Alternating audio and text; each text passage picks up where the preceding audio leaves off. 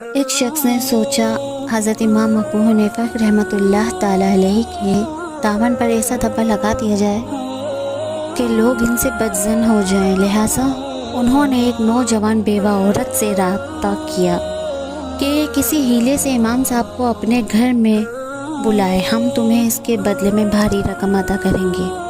وہ جھانسے میں آ گئی، چنانچہ امام ابو حنیفہ رحمۃ اللہ تعالی علیہ گھر جاتے وقت اس عورت کے گھر کے سامنے سے گزر، وہ عورت با پردہ ہو کر باہر نکلی اور کہنے لگی کہ امام صاحب، میرا خاوند فوت ہو رہا ہے، وہ کوئی وصیت کرنا چاہ رہا ہے اور وصیت میری سمجھ میں نہیں آ رہی، اللہ کے واسطے آپ وہ سن لیں۔ آپ گھر میں داخل ہوئے تو وہ عورت نے دروازہ بند کر دیا۔ کمرے میں چھپے ہوئے آدمی باہر آ گئے اور کہنے لگے کہ امام ابو حنیفہ آپ رات کے وقت ایک علیحدہ مکان میں اکیلی جوان عورت کے پاس برے ارادے سے آئے ہیں اور وہ عورت اور امام صاحب کو پکڑ کر پولیس کے حوالے کر دیا۔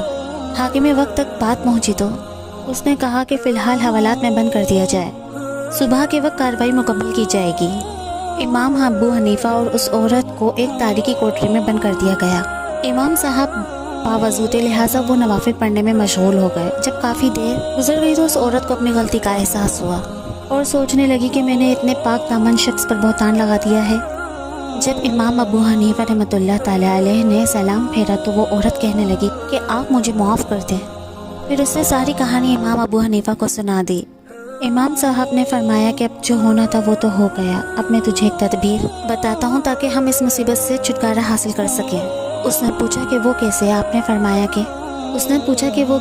فرمایا تم اس پہرے دار کی منت سماجت کرو کہ لوگ مجھے اچانک پکڑ لے آئے ہیں، مجھے ایک ضروری کام سمیٹنے کے لیے گھر جانا ہے، تم میرے ساتھ چلو تاکہ میں وہ کام کر سکوں۔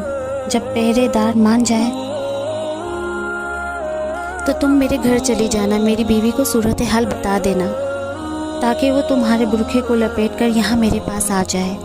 عورت نے آخر منتیں کر کے پہرے دار کا دل موم کر لیا اور یوں امام صاحب کی اہلیہ محترمہ حوالات میں ان کے پاس پہنچ گئی۔ جب صبح ہوئی تو حاکم وقت نے طلب کیا کہ امام ابو حنیفہ رحمۃ اللہ تعالی علیہ اور اس عورت کو میرے پاس پیش کیا جائے۔